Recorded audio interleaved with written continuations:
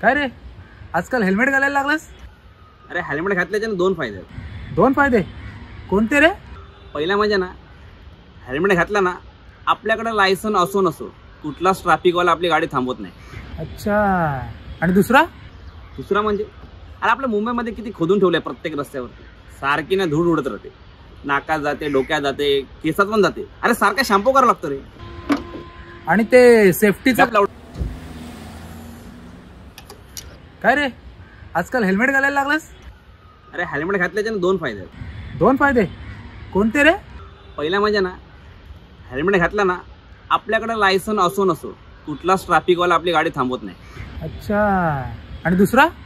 दुसरा म्हणजे अरे आपल्या मुंबईमध्ये किती खोदून ठेवले प्रत्येक रस्त्यावरती, सारखी ना धूळ उडत राहते, नाकात जाते, डोक्यात जाते, केसात पण जाते. अरे सारखा शॅम्पू करावं लागतं रे. आणि ते सेफ्टीचा